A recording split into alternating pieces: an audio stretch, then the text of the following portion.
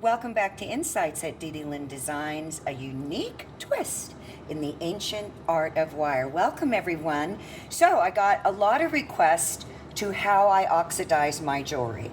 Everyone has their own techniques. I'm going to show you how I do it.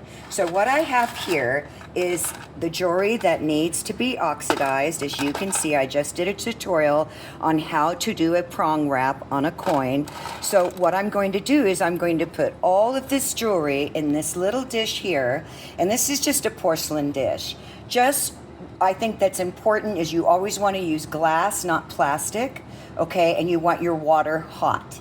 So what I'm going to do first is all I need is just a couple of drops. This is called liver of sulfur, and in the wire wrapping community, they often refer to it as LOS, which is the acronym. So what I'm going to do is just squeeze a couple of drops in there.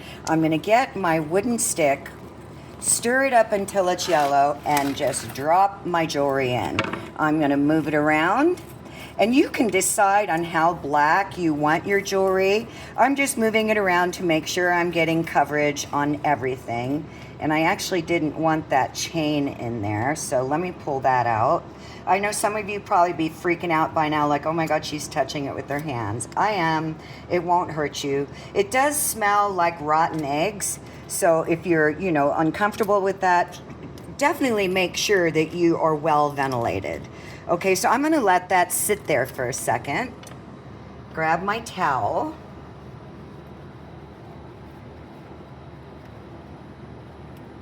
I don't know why this one isn't blackening. And you guys know I talk to myself out loud. This one's just taking my little wishbone. I did a tutorial on those wishbones. So the chain looks good to me. This is a bracelet. So all I'm gonna do is just drop it in my dish. Ring looks good, drop it in my dish, anything that's darkened up enough for me, because we're gonna be cleaning all of that off. And then I'm gonna grab my necklaces, and I did tutorials on these, you guys, so check out my tutorials. And by the way, if you're new to my channel, please subscribe. And just a quick couple of notes. Sometimes I will post a comment in the comment bar, and also often in the comment bar there's this little star that says hype. It doesn't cost anything, and I'm trying to really build my channel. So if you would hype my channel and you like my tutorials, please give me a thumbs up. Comments or feedback are really appreciated. So I'll always pin a comment to the top, especially if it's important. So I'm liking my I'm going to use my fingers. I know that's going to freak a lot of people out. I'm liking that. So basically, I know I'm such a cave woman. I'm just going to scoop these guys up. And let me get where was it? Stay right there. So you can see now that it's really black. And I'm just going to pull them out of here. And then when this cools, I actually just toss it in my rocks. We have a lot of rocks around my property. So that's what you're going to be getting. Los Gel. This is by XL Gel. Whoever you want. Eurotool is the manufacturer, and they're a very big company. So now what we're going to do is take this into my kitchen and clean. Okay, so now I'm in my kitchen. I'm using just warm water. And then all I'm going to use is some Dawn soap. You'll hear a lot of wire artists talk about that. Just a couple of drops, because Dawn soap is a natural degreaser. So it really helps loosen up that oxidize, or the LOS, the liver of sulfur on your pieces. So let's clean one. So I'm going to tell you about the tools I use, and I find them very helpful. I use steel wool, the finest grit that you can get, okay? And it comes in pads, so all I do is just cut it. I just cut it in sections. I also like to use a copper cleaning brush, and the copper wire in here is very close together. And I'm not plugging anyone, but this is by Maxman. Not everybody sells these. They're not easy to come by. And I also use a stainless steel brush. So this is the last person I've been able to find these by, and these are my favorite because the wires are a little bit finer, so when you really need to get in specific areas. But we're going to start with the copper brush. And what I like to do is I grab my soap, And I just massage it all over my copper. And that's why you need to wear gloves, because you're going to see a lot of black. Now, and I just did a tutorial on this, you guys, I used half round, that oxidation is going to come off pretty easy. So I'm just giving it a good massage. And you can already see the copper starting to come up. And that's all I'm doing. I'm not going to have to clean this a lot, so I'll grab another one, because the more wire that's exposed or wrapped with half round, less cleaning you have to do. When you're weaving, you're really going to have to clean more. So that's what I have, okay? So what I'm going to do is I'm just going to wet my wire brush, and you don't have to use a wire brush.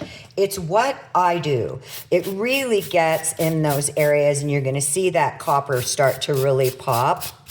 And this isn't going to be really blackened because I used half round, but it's definitely going to still create an oxidized look. It's just going to be lighter than another piece that I'll show you here in a minute when we get around to cleaning it. And I don't really need to use the stainless steel wool on this one because the wire is half round and there's no weaving. So all I'm doing is just going around, getting inside the bale, and we're pretty much done. So let me rinse this off. But those wire brushes, I just love them. So here's what we got. So you still have some nice highlights and lowlights that you can see in it. And this then will go in the tumbler, and I'll show you what that process is when I'm done. So let's go ahead and clean a piece that has more detail in it, because here we go. So this is the perfect piece to use your steel wool and your wire brush. So as before, I just take a pump of glue and I start to massage it all over, and then I run it up my chain. And I just massage my chain in between my fingers. And I did a tutorial on this, y'all, so you might want to check that out.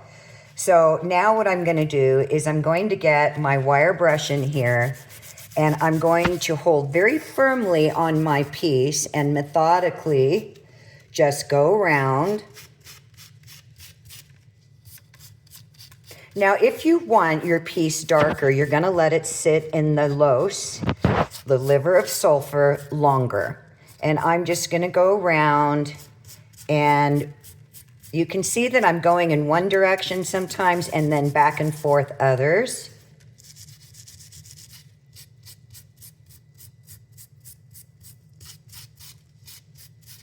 So let's rinse it off so we can take a look. Now I'm going to come in with my stainless steel. Because you notice, which is fine, by the way, it's just personal preference at this point.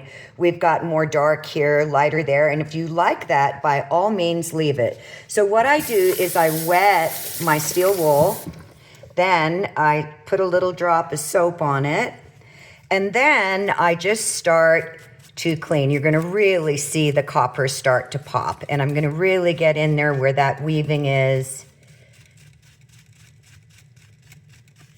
And just move around my piece.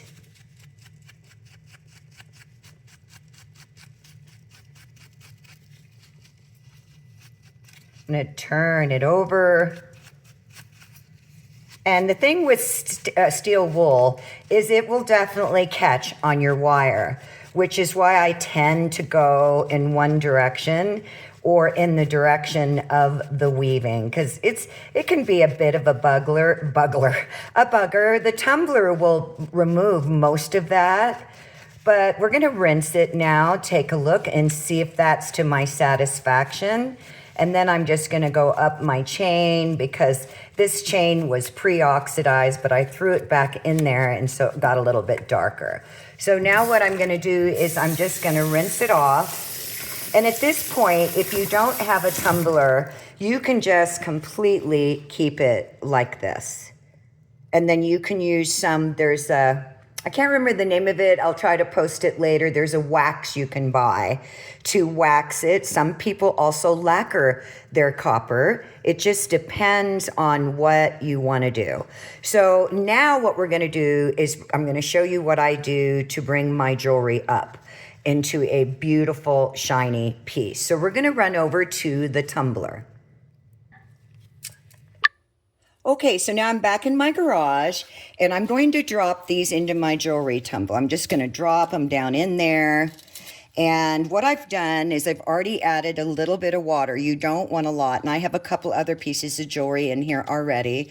And then what I do is just add a splash, which is a burnishing compound. It makes a world of difference. Now, a couple of things I want to bring to your attention that I think is very important. When you purchase a jewelry tumbler, you want to make sure that it really is designed for jewelry. This one is the what is it, that 6808 mini tumbler. Okay, I don't believe you can get this anymore, but if you just look at it, there are other manufacturers that make it, okay? It's got a time control module for how long you want to tumble, and it has speeds. I never go above 1 unless it's something really bulky and it's going to hold up, because the faster it goes doesn't necessarily mean that it's going to polish your jewelry any better. What really brings the shine up is, number one, you want to make sure that when you purchase your tumbler, if it comes with what's called the shot, and let me show that to you. It's just different pieces of steel shot in all different kinds of shapes and forms. And when the tumbler is spinning, it spins and all those little BBs and pieces of metal rub around your piece. What's super important is you make sure that you get stainless steel shot. If it comes with just a regular shot, it's going to be like bullet casings, and it's going to blacken the water, and you're going to have to clean your shot all the time. So to avoid that, which unfortunately I didn't know that in the beginning, I was always cleaning the shot, dropping the BBs all over my kitchen. So just to save you guys some heartache, make sure you get stainless steel. And then all we're going to do is that my machine is old, so this stretches out a lot. I'm just going to center this up in here. I'm going to slide my little dowel here to each side. You want to make sure that it's in the center. Now, because my cap here has stretched, I have to use a little piece of, what do you call it? Cardboard. To tighten it around there. Then all I'm going to do is I'm going to put it on my tumbler stand, and I'm going to tumble for 25 minutes. So when it's done, I'll show you the finished pieces, and we'll be right back. Hi everybody, so I'm back, and I've turned off my tumbler. And I know, I'm a cave woman, I'm going to use my hands. It's just water. And all I'm going to do is just, you can pour it out into a giant strainer. When I'm doing a lot of pieces of jewelry, I will pour it into a big strainer. So I've got a tangle here.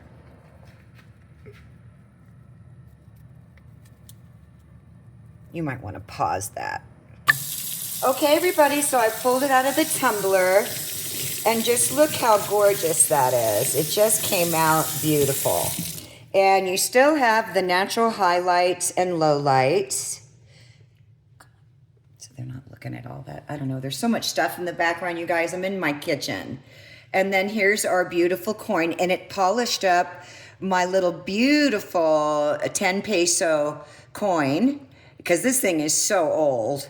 And just really, really beautifully polished up the jewelry. And then this is a sterling silver necklace that was oxidizing a little bit, and look at that, it's just like brand new.